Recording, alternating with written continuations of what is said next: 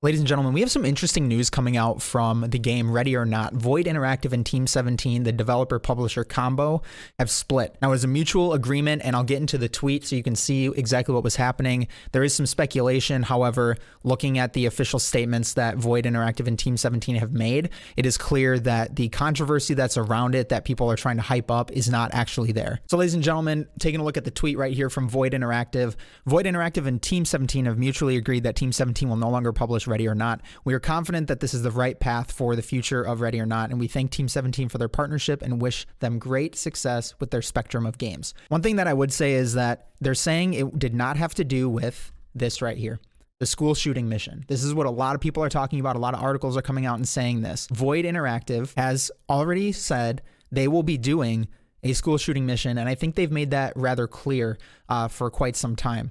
The main reason for this is because this game is going for a realistic approach to different scenarios that SWAT deal with in our day and age right now. Now, one of the things that I will say is I'm not going to take it out of context because they do have a nice long statement here, which I'm going to read right now. So Void Interactive addressed the issue in a statement shared on Twitter. There's no easy way to address the issue without creating strong emotional response from one group to another, but we will do our best. I would like to start by mentioning a quote from our original company documentation that we have always believed in, continue to believe in, and that is always known to anyone who is engaged in business with our company. Void Interactive has a clear commitment to deliver high-quality, impactful content with other mainstream software developers may shy away from due to cultural conventions and norms. At Void Interactive, we value the voice of our customers and partners, and whilst this will not dictate our direction, we will allow it to smartly influence what we do. At its core, the game honors the work of dedicated law enforcement officers across the world and in no way intends to glorify cowardly criminal acts. We are dedicated to promoting a level of authenticity and realism in our video game, Ready or Not, that carries with it difficult subject matter. We understand that this requires a certain responsibility to our fans and community, yes, but also to those who have been impacted by the traumatic events law enforcement all too often respond to. Rest assured, our aim is to handle all of Ready or Not's content with the level of weight and respect that it warrants.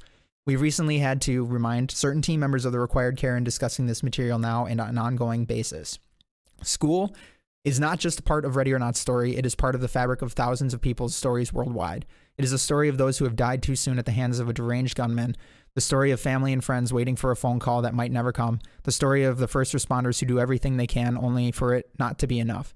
It is a look at an uncomfortable reality that has become all too common, and we hope that we can play some small part in honoring those who have been impacted by these real-world tragedies with a portrayal that does not trivialize their experiences.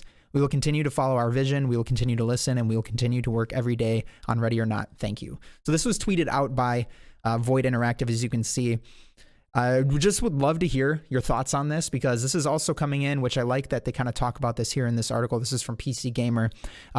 Previously seen in 6 Days Fallujah, designing a gamer on a sensitive real-life scenario is perhaps the clearest way for a developer to communicate their world view, which will be scrutinized and criticized. So it's a good way of putting it, right, is that they're coming out and they've said this is what we are planning on doing. And this is just like anything, right? At least in my opinion, you put something out there, you know, you do something, you create some type of art, it's going to be scrutinized, it's going to be looked at, and it's going to be judged, right? So that's what comes out of gaming. It's what comes out of pretty much anything that we do or say. You know, you suffer the consequences of your actions. Now, whether that be they're okay and comfortable with that, you know, that's fine for Void Interactive. Same with the people that are developing 6 Days in Fallujah. That is their choice to go through a game that is like that. Now, I will say with 6 Days Fallujah, it's a little different because that game had a lot of controversy around it because the game was about to come out as the Iraq War was raging, and a lot of people were trying to show what really was going on, boots on the ground in Fallujah at that time. And I think Congress was afraid of what was going to happen, what was going to come out of it, if they were to show this is what's actually happening on ground, not what we're seeing on the news. And I think that scared them, and why there was so much controversy around that game, to them wanting to basically break the game down to make it not become a thing. And that's exactly what happened. The game got pushed back and it got delayed and nobody wanted to touch it, and they left it for a while until recently they're bringing it back, which is very interesting. Now, another thing that they put in here, in general, video game recreations of real-life tragedies are going to cause a strong reaction. School shootings are regular subjects for movies and television shows, but an interactive medium is an entirely different matter. We saw this with, I can't remember the name of the game. I think it was the first ever, I think it was adult-only rated game on Steam, if I'm not mistaken. Basically, you went around running around and you were a top-down mass shooter is what you were playing as. And one hand, I can see both sides to it, right? One hand, you're seeing it as an art, as something that can be experienced and played, right? But on the other hand, you know, there are people that have dealt with stuff like this, have gone through things like this, and you know, maybe they see it as somebody bringing something to light that maybe shouldn't be. And so I see both sides to this. I see it as, you know, Ready or Not is taking this as a hardcore interactive tactical shooter that is meant to portray realistic scenarios and situations that happen in today's day and age. Some people may look at that and see it as insensitive and making light of something that happens in today's day and age. But I think, you know, as far as a statement goes from a company, I think it's probably decent, good for what they're trying to get at is they're not trying to trivialize the people's experiences who have experienced something like this.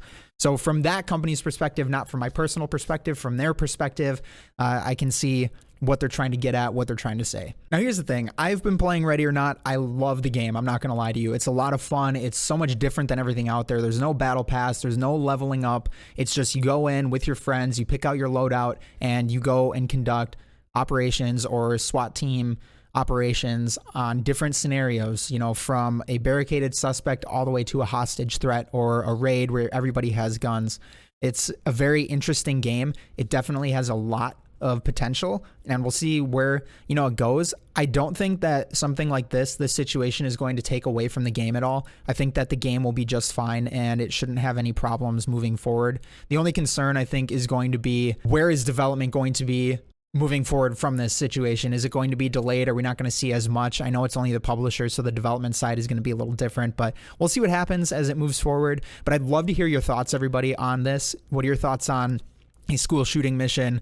Do you think that it's you know, okay, that it's something that, because of the realistic portrayal that they are going for, and because of something in the modern era that we are in now, that people experience these types of things, that it should be in the game? Or do you think it is insensitive that maybe we shouldn't be exploring these things? Love to hear your thoughts on that. Drop a comment down below, and we will see you all in the next video. Thanks, everybody. I get the shivers whenever I'm thinking about you.